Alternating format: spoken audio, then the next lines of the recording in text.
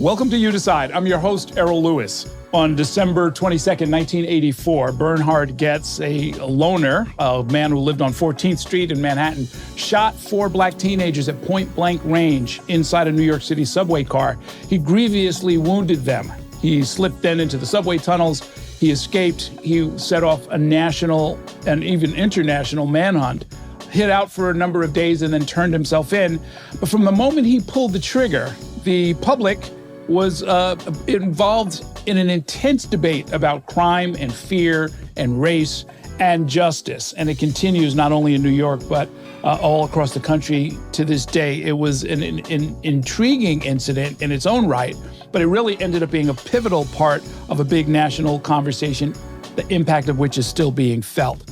It has given rise to not one, but 2 books published in the early months of 2026. The first is called Fear and Fury, the Reagan Eighties, the Bernie Getz Shootings, and the Rebirth of White Rage by Pulitzer Prize-winning historian Heather Ann Thompson. It's published by Pantheon Books, and she's going to be talking with me right now. Later on, we're going to be joined by Elliot Williams to talk about his book. It's called 5 Bullets, the story of Bernie Getz, New York's explosive 80s, and the subway vigilante trial that divided the nation. Here is my conversation with Heather Ann Thompson. So good to see you. Thanks for coming in. So great to be here.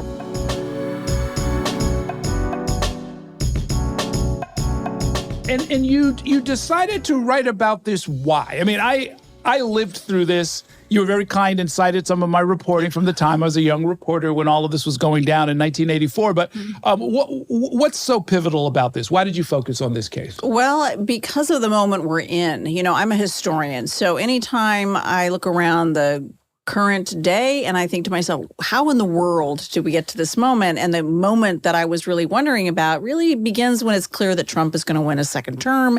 And it is in the midst of this really dramatic upsurge of incidents of rage, violence, Kyle Rittenhouse gunning down people, which is on the heels of the murder of George Floyd, which is on the heels of the murder of Trayvon Martin. You know, there's this moment in which particularly white rage is just unleashed, legally celebrated, vindicated. And I thought, you know, we really need to just kind of step back, historicize this, because everybody was saying it's new, it's unprecedented. And, you know, my gut was like, no, it actually isn't. But there is something that gets unleashed.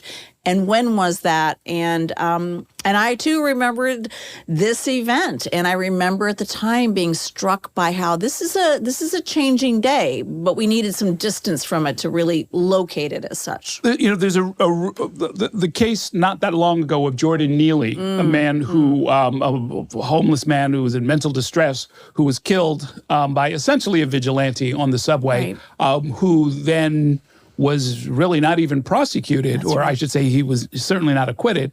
But there were questions about whether or not any charges would be brought at all. And I remember the Manhattan District Attorney, Alvin Bragg, saying to me, this is governed by New York versus Getz. Yeah. That case from the 1980s is still good law. And I'm going to get more into that with Elliot Williams because he spends a lot of time on it as a lawyer. But you're picking up on that this is codified. This is not somebody's imagination. This is not a vibe.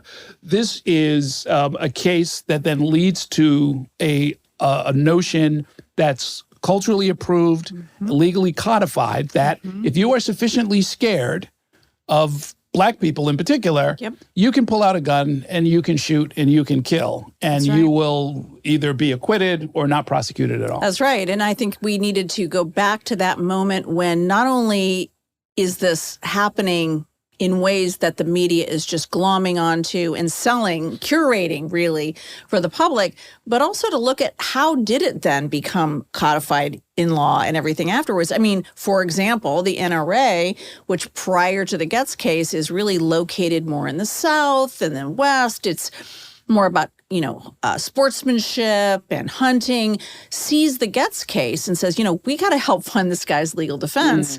And when Getz is vindicated, this is, you know, a green light to go forward. Ultimately, this will end up in stand your ground laws. Ultimately, this ends up in Supreme Court decisions like Heller and, you know, Tennessee versus Garner.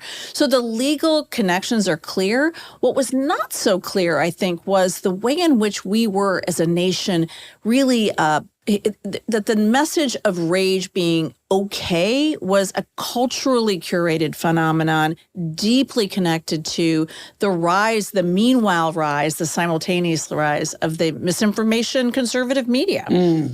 For the handful of people who were not around, I shouldn't say a handful of people, there's probably a lot at this point, but for those who were not around at the time, I mean, I remember all of it. I remember all of it as it was happening. I remember the names of the victims, but let's go through the bare bones of this. Bernhard Goetz is living on 14th Street. He's a bit of a loner, as I mentioned. He's afraid of crime. He's afraid of or disgusted by a lot of what's going on 14th Street in the 1980s. He gets on the number 2 train. 4 teenagers who are acting, admittedly, a little bit jerky. They're bouncing around. They're getting in people's faces, but they don't rob anybody. They don't touch anybody. They don't threaten anybody. And one of them gets too close to Bernhard Goetz, and it turns out he's got an illegal pistol in a fast draw holster, and he starts shooting them. And by the next day, as news of this crime starts to come out, they get the police starts asking for tips about what happened. They get inundated with calls of people who approve of all of this. Yeah, that's right. And so, I mean, it's clearly something has been building by this point. Well, I think that's what's key, right? So we have to kind of go back slightly before 84 and set the stage in New York City. New York City was in trouble in the early 80s. We remember, right? It felt gritty. It was a gritty city. Things felt dangerous, trash piling up, libraries shuttering their doors, feeling like city services were dwindling, poverty rising, people turning to an illegal drug economy as public sector jobs are drying up. The city is feeling really in a bit of its own trauma. And so for someone like Goetz, he is looking at the trash piling up on the stoop. He's looking at the homeless people on the park benches in Union Square Park, and he is feeling a measure of rage and fear about this, right? Why are cities such a mess? Why isn't someone doing something about it? Meanwhile, over in the South Bronx, for the 4 teenagers, life is pretty grim. All their opportunities are drying up. And so when you get on this subway car, whether you're one of the passengers, whether you're Goetz, whether you're one of the teenagers like Daryl Cabey, it's a tense city. But then what happens is so disproportionate, as you point out, to what should have happened, right? So one of the teenagers, and only one, says to him first, hello, he gets a greeting back, and then he says, do you have $5? Which, if you remember the 80s, panhandling was everywhere. People asking you for change, people asking, no big deal. But he turns around and not only, whips out this gun, assumes a combat position and starts shooting, but he shoots the one, Troy Canty, in the chest. He shoots his friend who's trying to get away, Barry Allen, in the back. And then farther down are the 2 other teens. He shoots one of them, James Ramsor, through the arm, which will then go through his lungs. And then he misses that 4th kid. And the 4th kid is Daryl Cabey. Right. And he walks over to him and then really kind of cold-bloodedly puts a gun up to him, shoots him at point-blank range after saying, you look all right, here's another, and then disappears. So what's extraordinary about the public's reaction is not even so much the act, it is the kind of absolute chilling way in which it goes down. And nobody knows why. No one knows even who he is. And they're ready to side with him. And when he does turn himself in 9 days later, they start saying, oh, he is the guy we've been waiting for, right? He is the Charles Bronson, the death wish vigilante. But the teens that he kills become the villains overnight. And to me, in my book, I really wanted to start telling their stories. Because one of the things about all this unleashed rage is that we don't ever talk about its costs. Right. And upon whom it is visited. And certainly Daryl Cabey becomes sort of that other central character in this story, because Bernie Getz will go on to live his life vindicated, touching off where we are in many ways today. But for someone like Daryl Cabey, their lives were destroyed by this. Sure. No, and I thank you, by the way, for pointing out and really detailing what happened to these young men afterwards. In a wheelchair for life, disabled. Right. Never really got that much attention. One commits suicide. That's right. Just tragedy after tragedy that's unleashed by this. And they're in the hospital recovering. These, and at least two of the kids were unquestionably at the other end of the car, had no interaction with them, right. And they're getting death threats in the hospital. The hate mail that, you hold it in your hands as a scholar. The hate mail was just chilling that came into the hospital rooms, that were, the phone calls coming to their siblings, to the parents. And also, and this is why I keep using the word curation, meanwhile, these are teenagers that have racked up all these misdemeanor citations, right? They've jumped subway turnstiles because they don't have enough money for the fare. They're jimmying open these coin receptacles to get a few quarters. When they are in the hospital, two Bronx judges essentially issue this just blizzard of warrants for their arrest on these misdemeanor citations. Mm-hmm. So then the media is off to the races, because then it's like, oh, they've got 13, 14 criminal charges. They are dangerous. They are thugs. But what I wanted to understand is, why was that the reaction? And even right today, why is the reaction that the people committing the violence, the people carrying the illegal gun, and as in the case of Getz, why are they the ones we celebrate? And I have to say, even I was a bit surprised digging into the story, the ways in which this was curated, the depth to which this was not even the first thing on people's minds. It was a drum that was kind of repeatedly beaten, that this is the way you should feel about it.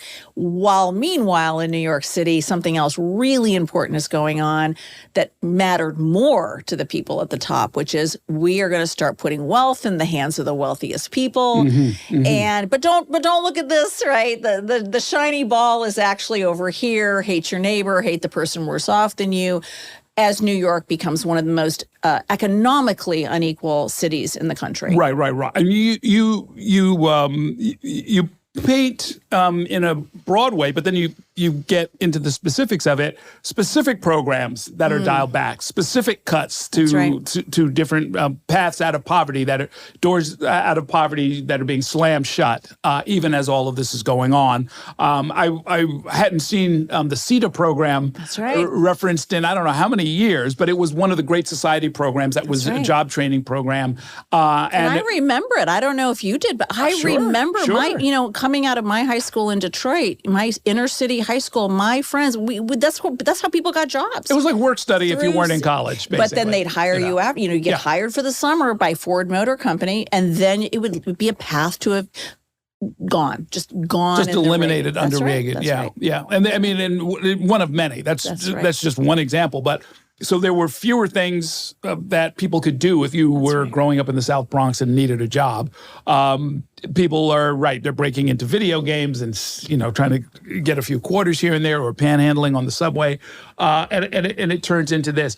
You though are pointing to, when you talk about curated fear and fury, you're making the case that it is a deliberate act. It is a political act to have people demonize poor people, black people, inner city residents as the cause of problems. And there are editors, there are columnists, there are news organizations, culminating, I guess, with the emergence of both the conservative New York Post and the Fox empire, all under Rupert Murdoch, that is specifically doing this in a very directed way. And I have to say, that was, I mentioned certain things that surprised me. The degree to which this was deliberate, I think will surprise some readers. For example, not only does Rupert Murdoch see the 70s as an opportunity to come to the United States and kind of gin up a new readership that is interested in salacious, distracting stories, but meanwhile, the Reagan administration is trying to undo really all 50 years of New Deal social policy. There is a synergy in their desires here, and to my astonishment, going into the Reagan archives, you can actually see this, right? The Reagan administration. There are actual, you cite that there are actual memos of them saying, we need this guy. Right. We need him, essentially, we need the New York Post. We need the Boston, Herald. We need these papers because they translate, in effect, the Reagan message that we want translated. And that message was clear. Big government is a mistake. Liberal programs just breed crime and dependency. Taxes are a waste of your time and money.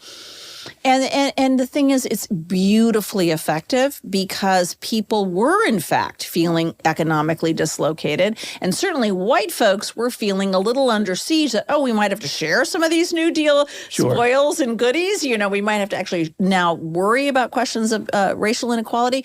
So it's a ripe moment that really, in interesting ways, will begin with Reagan, but I call it in the book the long Reagan Revolution. But it is one that Trump will inherit, and one that multiple presidents after Reagan, including Bill Clinton, will become a part of. Well, this is where you're making a really interesting case that I think future historians may build on, because you're making an argument here. You're sketching an outline of something, and others it cries out for more explanation. Because I'm following this and I remember it, and I'm like, wow, I bet you could get more into each piece of this as it goes along. I mean, for one thing, the racialized violence.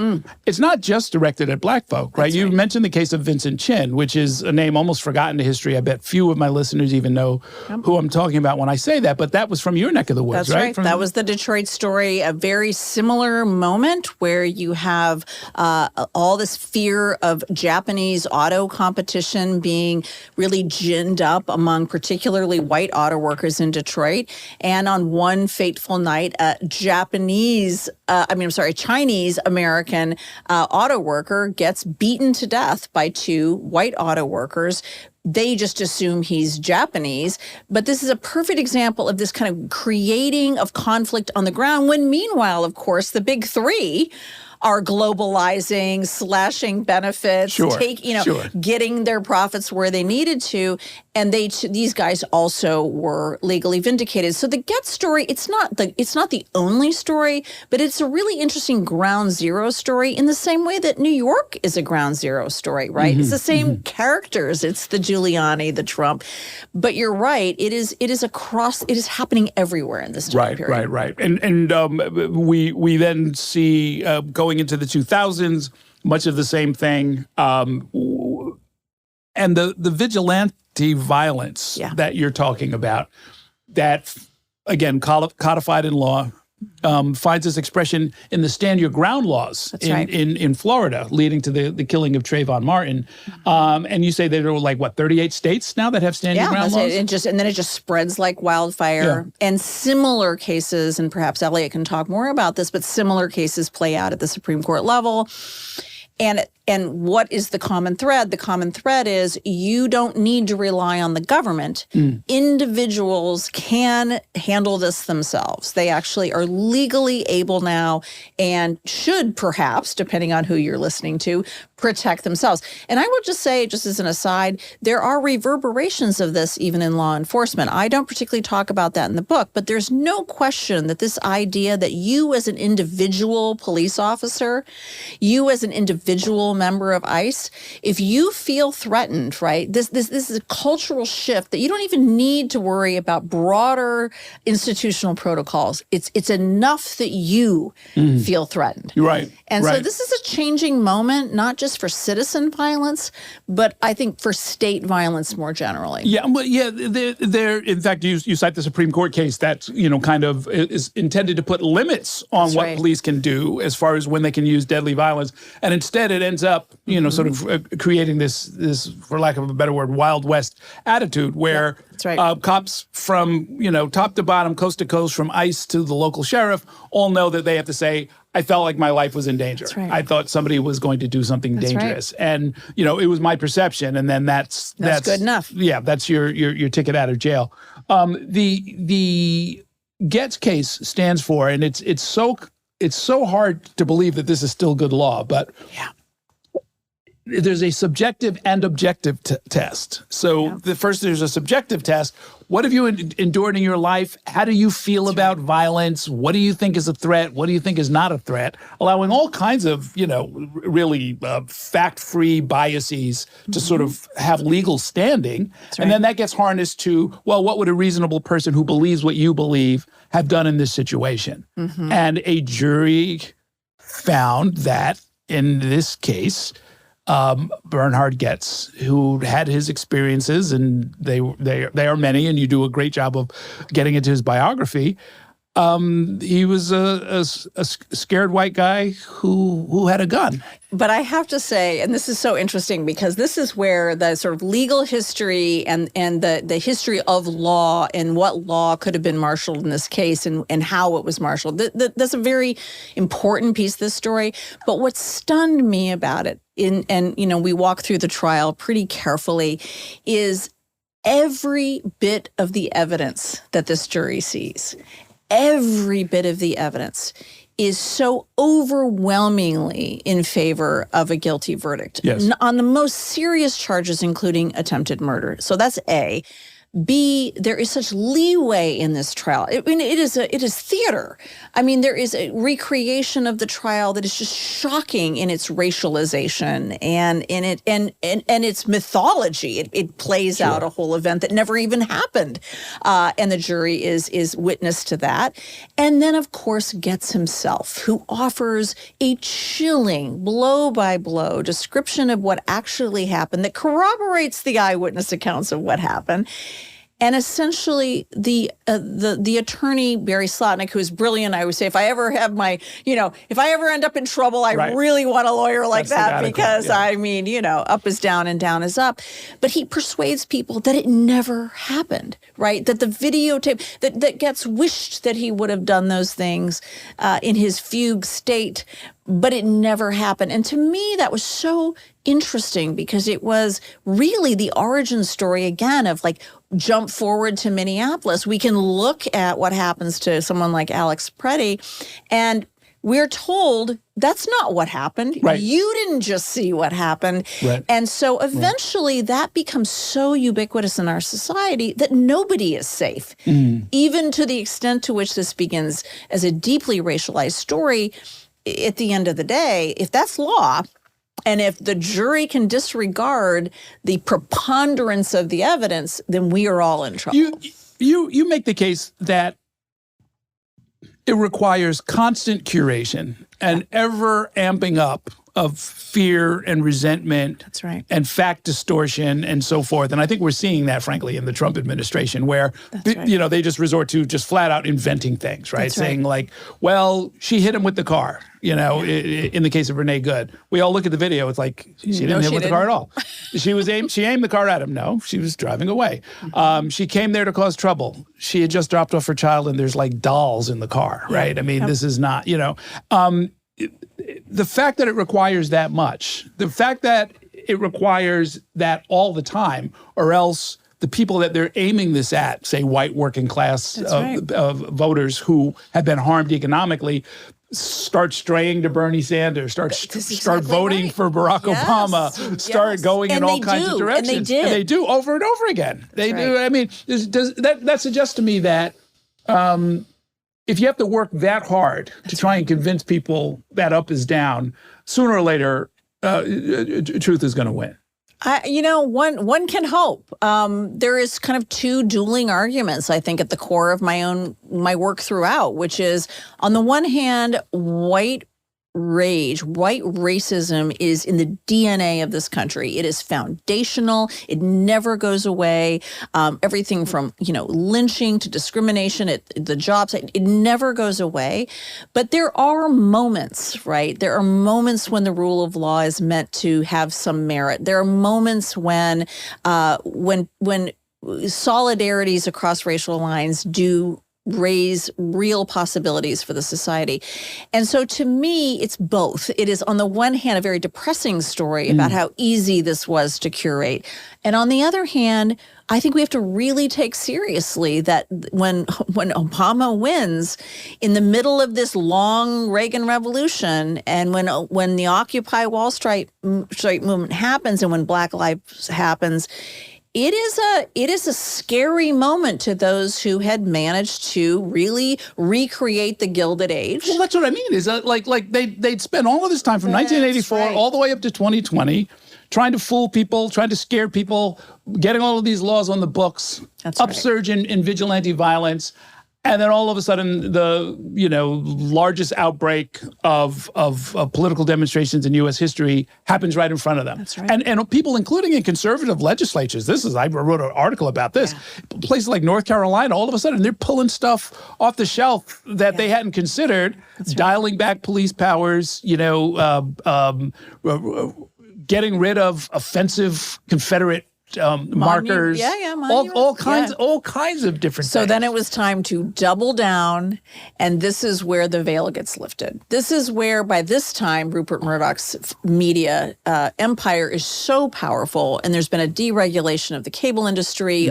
There's so much that's gone on that it becomes possible then to, again, double down on that curation. And it's therefore not a surprise that the messaging that starts to come out is even less tethered to the truth, even more audacious in its certainty that you didn't see what you just thought you saw, because it was essential, right, to get that white working class that might have voted for someone like Bernie Sanders to instead change teams and decide that they're a Trump voter. And I have to say, this is why I keep saying it's a bipartisan story, because the Democratic Party, which is also filled with very, very wealthy people, they also didn't stand by the Bernie Getz message. And so there's a way in which this is a very unsettling story, but it is nevertheless one that I don't think end with, ready to just cash it all in and give up, because there's always this drumbeat of pushback. And indeed, in this story, Shirley Caby is really the heroine, Daryl's mother.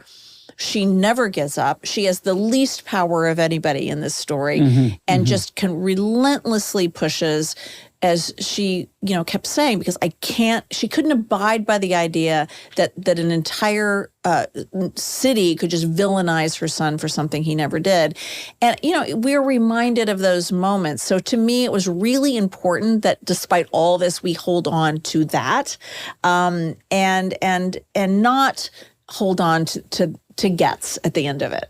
Right. Even though he runs for mayor, he actually gets 1,000 people to vote for him for mayor. Yeah. Who knows why? In, I guess, 2001. Yeah, that's right. He's as far as I know, he still lives down the street from here. He does. Yeah, he does. He lives right near our studio. Whereas Daryl Caby was not only paralyzed, but actually brain damaged for the rest of his life, and had never even spoken to this man. So part of this is, again, like, what are the costs of this? And what does it mean to see something with our own eyes and actually trust it, rather than indulge in our most base fear and court that kind of fury that destroys lives? Okay. Fear and Fury is the name of it. If you haven't heard of this case, you should take a look at this book, and you'll get an eyeful. And again, Bernhard Goetz is still here. The law that has his name on it is still good law in New York. The phenomenon is still here. If you want to understand it, take a look at this book. Heather Ann Thompson, thanks so much. Thank you so much.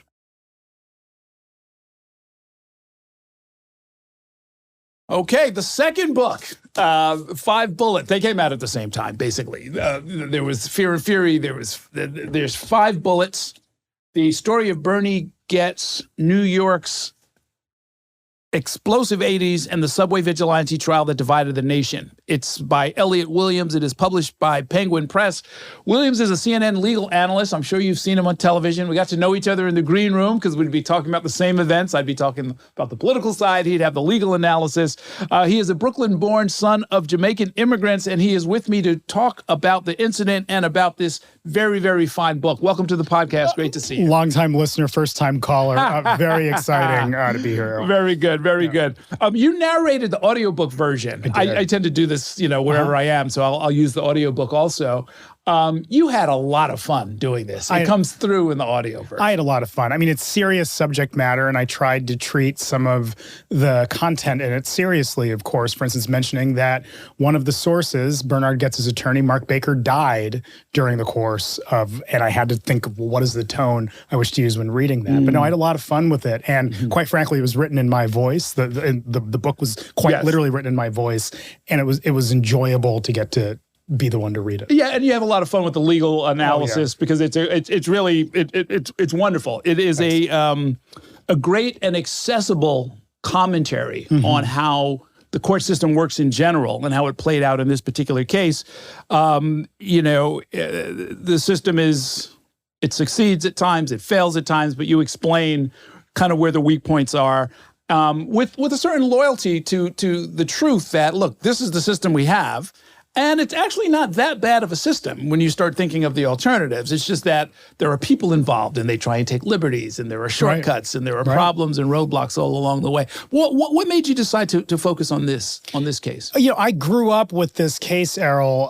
Think about it. I was 8 years old when the shooting happened. And if you just do the math, when a news literate kid is growing up, as I know you were too, that's right around the age you're starting to develop your perceptions about the world, about society, about the law, the media, and so on. And so it's always been kicking around in the back of my head. Now, not to regard Billy Joel as the great chronicler of American history, but it does tell you something that a song like We Didn't Start the Fire that mentions Bernhard Goetz, but also mentions Ronald Reagan, the Ayatollah, Bridge on the River Kwai, Catcher in the Rye, and the JFK assassination, that certainly something about this case elevates it to one seminal moment in the pantheon of 20th century events. And it's because it's much bigger than the shooting. It taps into a host of questions around media bias, race, crime, vigilantism, public safety, and all of the above. And putting that together just felt right. It happened, the incident itself happened when I was a cub reporter, literally a cub reporter. It was the year I got out of college,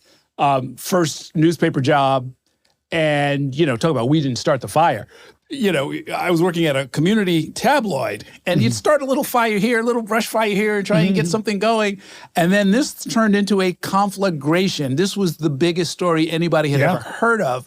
And it really tested everybody's ability. And the press doesn't get such great treatment from your analysis. We seem to have mishandled the story. The press mishandled the story both in literal ways, getting fundamental facts about the story wrong. For instance, the notion that people still blow up my DMs about today, this idea of the screwdrivers on the young men being sharpened. They were not. They were not. They had screwdrivers on their person for a different purpose, but not for brandishing them. But also, I'm critical of Rupert Murdoch's purchase of the New York Post in the late 1970s, which was a concerted effort to shift the coverage of the city's tabloids toward reporting about sensation and crime and almost scare stories to frighten a public that was already quite frightened. Like you and I both know how rough New York City was in the early 1980s.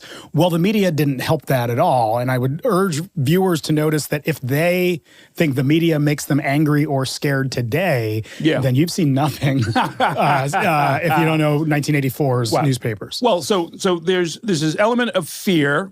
Some of it is justified because crime is spiraling out of control. It is moving towards what would be a historic peak, maybe 5 or 6 years after the fact. People are wondering what's going to happen. There are a lot of questions. We're barely emerging from a near bankruptcy, so there weren't a lot of resources. The national economy was kind of all over the place. Federal cutbacks were taking away a lot of programs that the city had relied on and on and on and on. But at the same time, though, you're telling a story about what is happening with the law. This explosive event happens. 4 kids on a subway car are shot by a person who just happens to be, or he says he's scared, but he happens to have a quick draw holster and, hollow point bullets in his gun, and he guns down. And not wearing gloves and having his belt buckled to the side so that he could access his firearm more quickly if he needed. But yeah. Just all looking the things. Just looking out for himself. I know he's the victim to a lot of people and always will be. So he does what he does.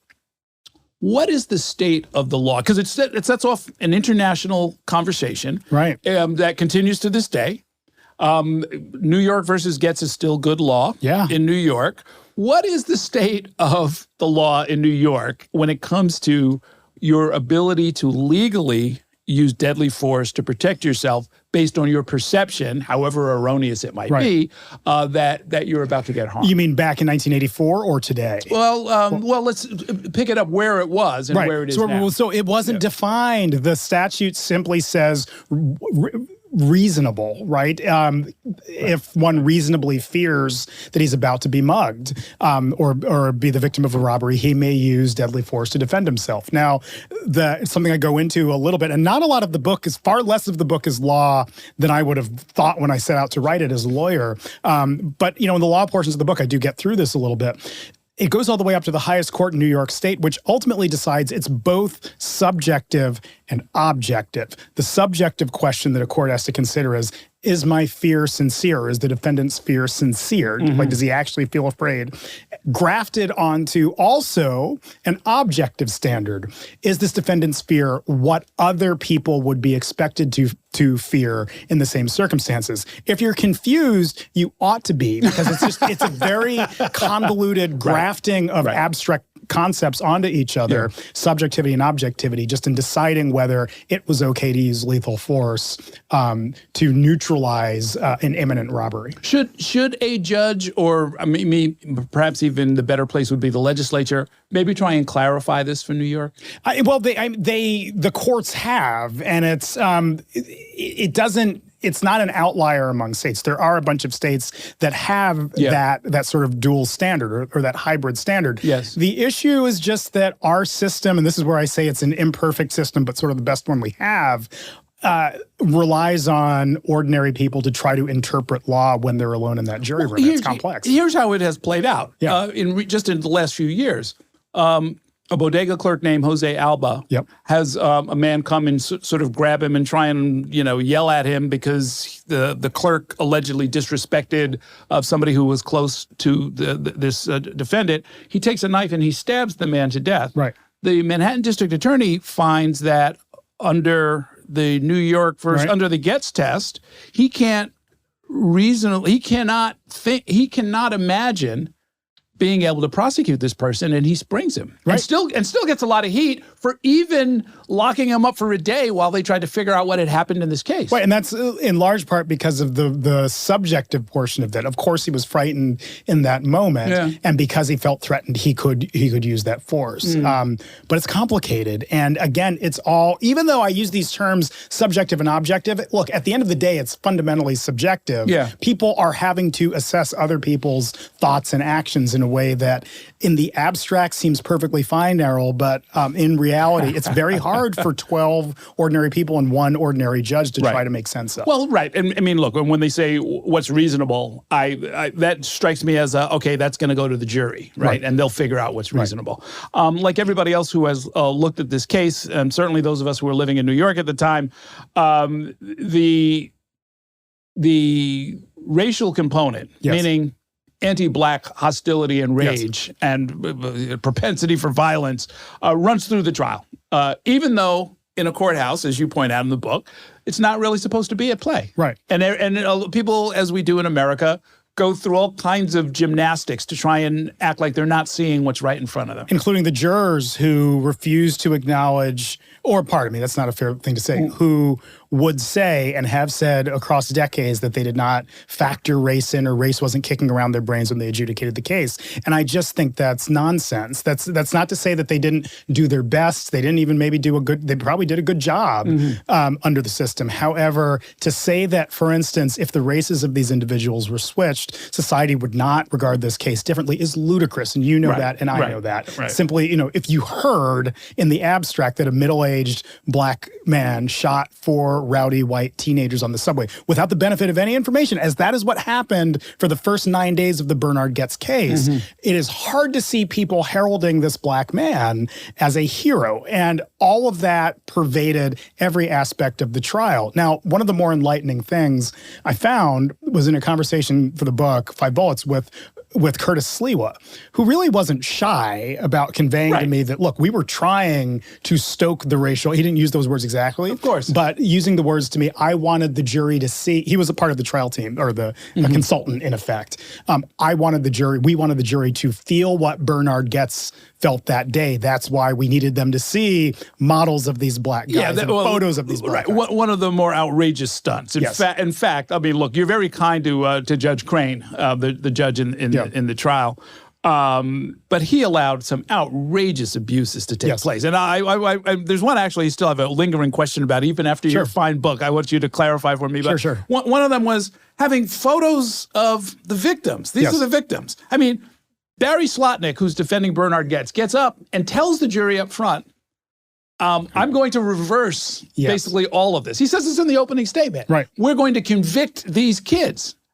They're shot with bullet holes in them. One of them is never going to walk again. He says, they're the criminals. We're going to, I'm going to convince you to convict them, which is startling. Anyway, there's lots of little phraseology that gets past the judge. But when he allows photos, angry, menacing photos of the victim to be set up on easels as people walk into the courtroom, that's outrageous. Yeah, the problem is that the Sixth Amendment of the Constitution doesn't forbid it, right? And the defense, much of, and this comes through in the book 5 Bullets, much of the rules in the Constitution act for the benefit of people when they are accused of crimes or on trial. They don't really act for the benefit of the public or of prosecutors. And so when a defense team says, I just want to put some photographs up, Your Honor, I just want to put them up on easels, or even didn't even ask, just put them up. No, just did it. Just put them up.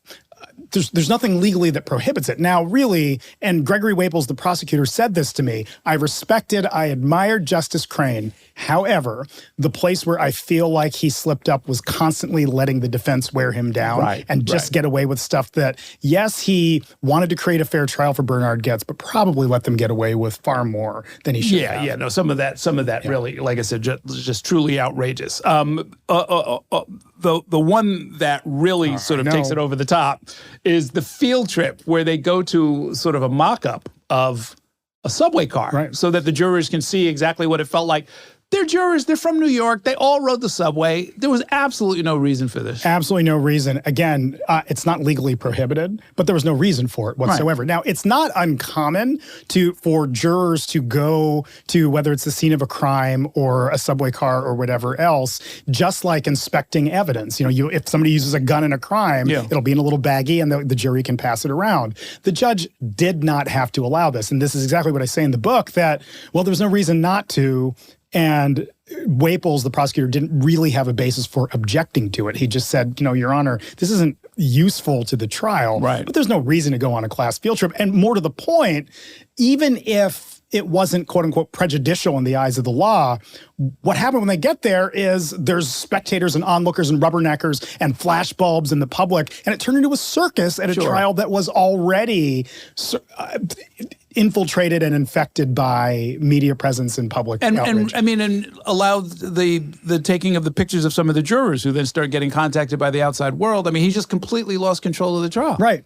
And then the last of these, and the worst by far, were the models, right? Where in order to sort of show in the courtroom, trajectory of bullets and how it all went down, they bring in these models, and it's 4 menacing, black guys picked by the guardian angels.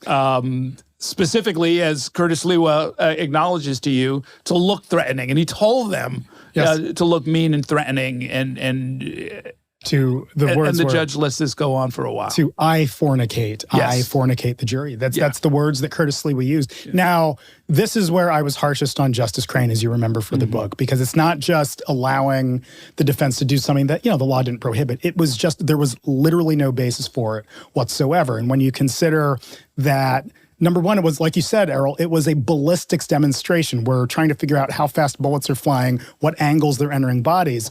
You can do that with either dummies or people who are not who were court staff, or literally a drawing on a piece of paper. Sure.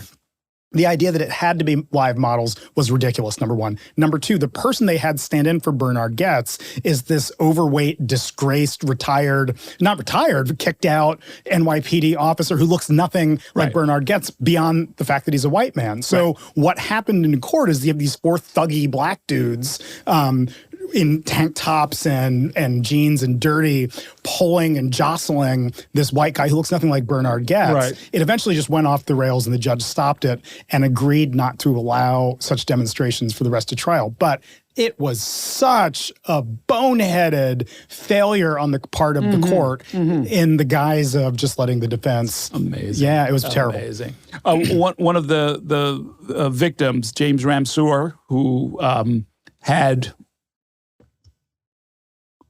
a really gruesome encounter with the law and was convicted, and was already serving prison time when this happened. How did the judge allow all of these extravagant references to this criminal conduct that happened after the events that we're talking about here? I mean, I can't go back and look at my law school books because I'm 20 years out of college, out of law school. But I was like, how is this allowed? They can be used to impeach a witness. And subsequent conduct having nothing to do. That's going to obviously inflame the jury. But it's a prior conviction, right? Anytime a witness goes on the stand, information about their criminal history can come up into the record, and it was it was bad. I mean, it was ugly information about Ramseur. Yeah. Who, as you've touched on, didn't do the prosecution any favors, but had to come testify. Yeah. Otherwise, the prosecution had to call him. Yeah. But it was. Something else interesting about the criminal records is, Bernhard Goetz periodically still emails me. And one thing, he sent me a note with an article detailing the criminal histories of the four young men, saying that if your book doesn't have this in it, it's not fair. And my point is, I think I mentioned the criminal histories of the young men 41 times in the book. None of that was available to Bernhard Goetz at the time he shot them. Right. He decided to fire hollow point bullets into the back of a teenager who had done nothing to him. Yes. He lives down the street from where we're sitting right now. Oh, right. And I'm not a fan. I'm not a fan. I'm glad you interviewed him. You did a good job. Somebody asked me along the way, it's like, oh, do you think you'd interview him? I'm like, no, I don't. You don't think you would? I don't think I have anything to say to that guy. Yeah. Let's put it this way. You tell me, because you talked to him. He seems utterly stuck in the past. This is the most interesting thing that will ever happen to him in his whole life, obviously. And he hates the city, and he hates people of color, and he hates Democrats, and that's all we've got in New York. Yeah. So and the accents, he's turned off by New York accents. Oh, accents. He's lived here for 50 years. But it's like, dude, I'll pay for the ticket. You can go back to New Hampshire. You can go back upstate. You can go wherever you want. What he said to me is, you don't have to drive. New York, it's the city's blowing it, but you don't have to drive. And it's just, what a ridiculous. For what it's worth, he ran for mayor. Yep. Curtis Lewa ran for mayor twice. So we've got a little universe here. It was put to a vote. They all lost resoundingly. Yep. So that much at least. And by the way, I think that some of these things, some of the antics in the court, probably couldn't happen because we have a victims' rights movement. And people would say, like, this is triggering, this is not good, this is not respectful of the victims. They would, if these same four guys were in court, they'd have some standing that they didn't. Yeah, probably. Now, one more thing about being trapped in the past, but I found interesting, because his politics came up a little bit in my interview with him. Just incidentally, I didn't ask him what his politics were, but they just came through quite clearly. The political figure that he's most obsessed with on Mario Cuomo. Mario Cuomo, of all people. And I think he regards Mario Cuomo as the avatar of failed liberal politicians that didn't keep the public safe. And who built more prisons than any governor in the last 100 years, literally. To a point that he, at one point, unsolicited, while I was reporting the book, just sent me, unsolicited, no subject heading, I believe, a cover of a New York Times magazine cover with Mario Cuomo and Louis Lerman on it, who had run for governor, with a sticker on it that said, "The media distorts reality." or the media defines reality. And it's something about Mario Cuomo. Maybe he was the politician in Bernhard Goetz's formative years, but something about Mario Cuomo sticks in his head. Yeah. And just living in the past. I think that's an excellent way to put it. Well, if you get a chance, tell Bernhard Goetz to check out our 3-part series on Mario Cuomo. We went and interviewed a bunch of people who had worked with him, and we did quite a good job. We got an award for it and everything. Yeah. I don't think he and I would see him the same way. And I hear you. And it's just, it was interesting. Like, to your point, like, I didn't have a lot to say to him. A lot of it was, and to the point, I have a whole chapter on this interview in the book. It's really just an open mic with Bernhard, and he just talked, and I would sort of put a question out there, and he would just talk. And I just let him for 45 minutes or so. He's not someone I would ever socialize with or be friends with or wish to live in a community with.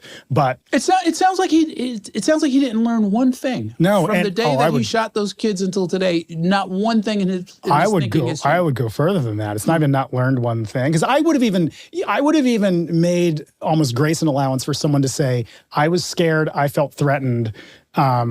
But I'm sorry that happened, because it's a profound tragedy for a Shakespearean for all of us. Right. No, it was those guys needed what they had coming to them, and I happened to be the one to give it to them. That 40 years later, he is 40 years later, they never should have been born. Abortions, all these problems coming down out of Harlem and all of this kind of stuff. All of that. Okay, well, like I said, we put it to a vote. He got 1,000 votes when he ran for mayor? 1,000 votes when he ran for mayor, 1,600 votes or whatever. But it was on a vegetarian lunches and allowing municipal workers to take naps platform. But no, he did not understand why everyone the people who voted for him supported him on gun rights. He just didn't get it. He just didn't understand, I have this platform about veganism in schools, and he just didn't get it. Well, these are the main characters. There are a lot of other side players, because you're chronicling an entire ethos and an atmosphere that has like Al Sharpton and all of these other kind of players who are Ed Koch and everybody else. Well worth looking at. Congratulations. I look forward to talking with you again. Oh, always great to talk to you, Errol. Good to see you.